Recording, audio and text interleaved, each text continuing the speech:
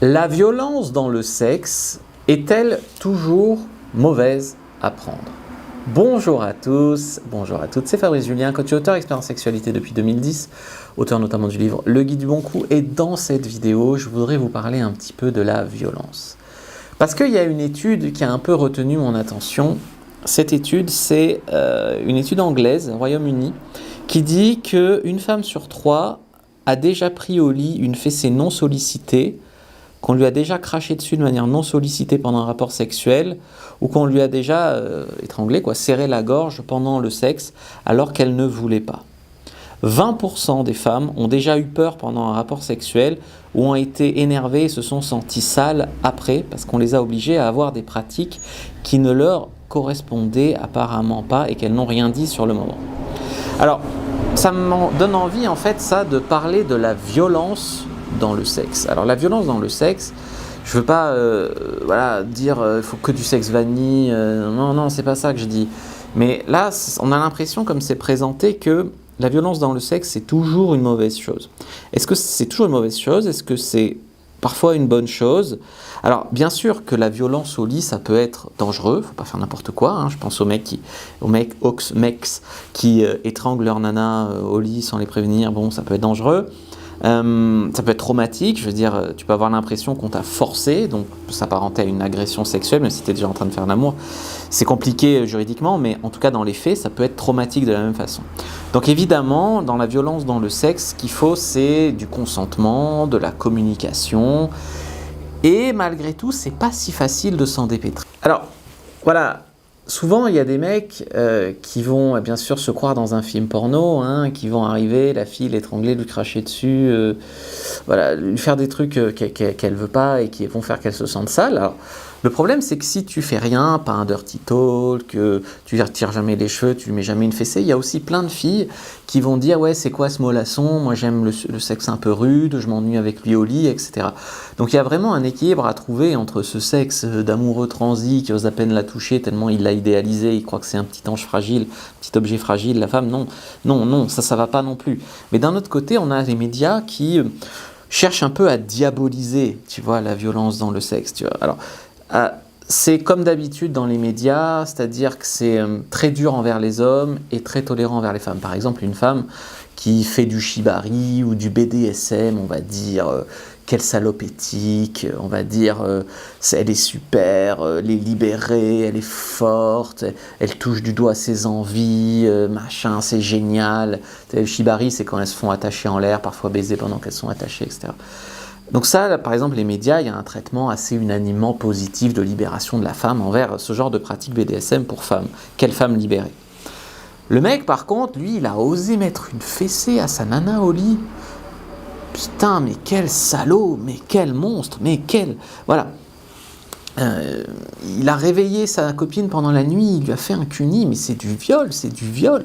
Voilà, c'est un traitement à deux vitesses qui pose quand même un gros problème, parce que ce traitement met vraiment en danger le côté ludique, d'accord?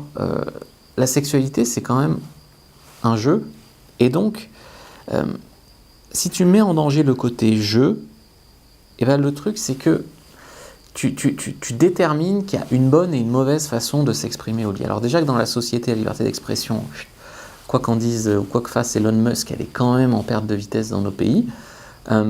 Au lit, on veut aussi te cadenasser, en fait. Donc, le problème, c'est que c'est des journalistes, la moitié sont gays, l'autre moitié sont lesbiennes, et qui veulent donner des leçons aux hétéros pour leur vie sexuelle. Il y a aussi une part de ça, j'exagère bien évidemment, mais il y a une part de ça. Ce qu'il y a, c'est qu'on risque de t'enlever ta bonne façon de s'exprimer sexuellement. Parce qu'il y a beaucoup de femmes, par exemple, qui aiment être dominées au lit, qui aiment qu'on leur tire les cheveux en levrette, ou voilà, des trucs comme ça. Bien sûr, tout est une question de mesure, comme j'ai expliqué tout à l'heure, tout est une question de mesure. Mais ce que je veux dire, c'est qu'il y en a beaucoup. Et ces femmes-là devraient se sentir mal. La société leur envoie le message que si elles se laissent maltraiter, entre guillemets, au lit par un homme, c'est des femmes faibles, c'est des femmes soumises au patriarcat, c'est n'importe quoi. Donc, bien sûr qu'il ne faut pas violer sa copine, qu'il ne faut pas agresser sexuellement sa copine, qu'il ne faut pas faire des choses qu'elle ne veut pas faire, qu'il ne faut pas faire n'importe comment des pratiques sexuelles qui peuvent la mettre en danger, je suis tout à fait d'accord. Mais il y a quand même une question de mesure là-dedans. Comme j'ai expliqué en introduction, il y a beaucoup de femmes qui, si il n'y avait plus la petite fessée en levrette, ça leur manquerait de ouf. Et donc, on doit les priver, celles-là, au nom de je ne sais quelle bien-pensance. Non. Alors, c'est aussi difficile, c'est comme sur les campus américains où ils disent avant de coucher ensemble, signons un contrat pour pas que tu m'attaques en justice après.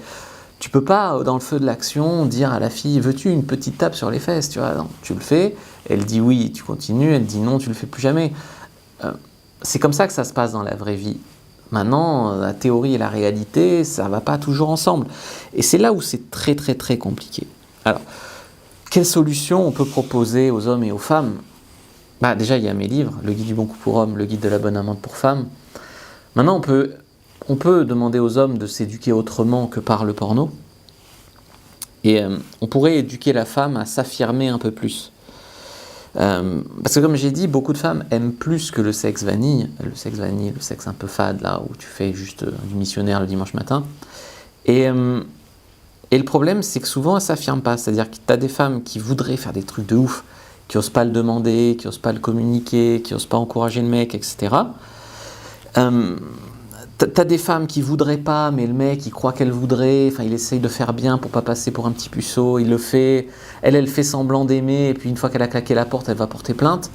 Je veux dire, il y a moyen peut-être de communiquer, de s'affirmer un peu plus, de dire oui, de dire non, de pas juste se laisser faire. Alors oui, des fois on dit elle a eu tellement peur qu'elle a été pétrifiée, c'est pour ça qu'elle s'est laissée violer sans rien dire.